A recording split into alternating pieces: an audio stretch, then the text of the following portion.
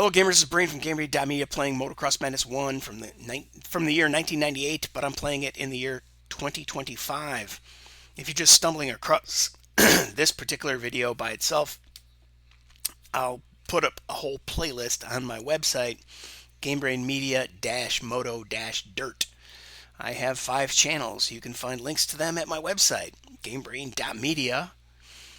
And yeah, pretty easy. There's a big menu item up at the top of the page. It says links. So let's jump into Flatlands. It's an easy track. I'm not wearing my old Team AMA skins and bike stickers, paint job, because I haven't been able to find them anywhere. Anyway, even this track is got that weird below ground effect where they dug everything into a bowl instead of building up above ground level. But the user community rectified that, and there's a bunch of really good user created tracks, and even more. Oh boy, even more when Motocross Madness 2 came out in the year 2000. So this game was out for 2 years. Motocross Madness 2 came out in the year 2000, and that lasted about 6 years before we saw the first MX versus ATV game. I can't remember what specific. I don't know if it was Unleashed. No, it wasn't Unleashed. That was later. Fury, and that I think was maybe Xbox. I don't know. I got a video about the history of motocross games. Oh, well, I have a video in progress about that, or I might get it out before I post these videos. Time will tell. Of course, it will always help if you want to see more. You need to hit that subscribe button so you get notifications that I've made new videos. And hey, I wouldn't mind trying to make new tracks, but I doubt I'm going to get into that.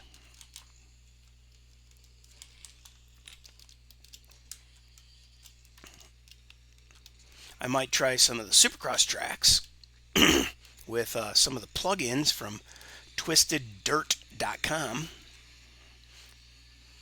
by a guy named Dirt Twister and a bunch of others. My buddy Bruce. Woo!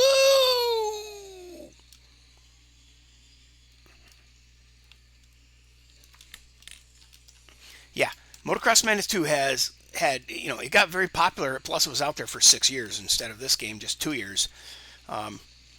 And, making tracks for this game was kind of rudimentary. You had to have some sophisticated 3D software, 3D Studio Max, and then you had to have a couple of plugins from Rainbow Studios, and you had to have Photoshop.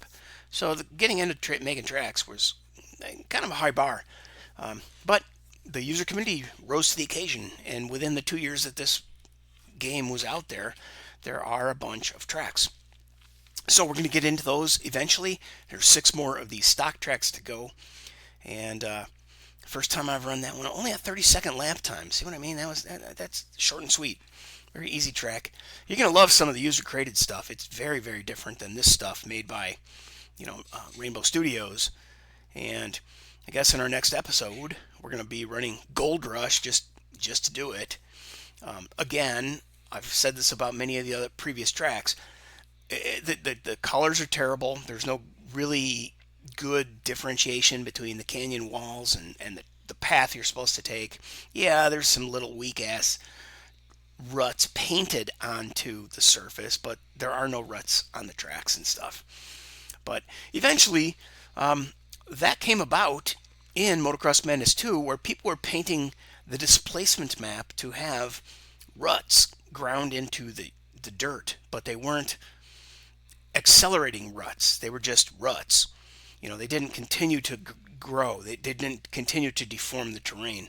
But guys started adding ruts, refining their displacement mapping skills, gradients, and everything was like textures improved massively. So, more about that in future videos. Hopefully you will subscribe, click like, and leave a positive comment. Until next time, GameBrain is gone.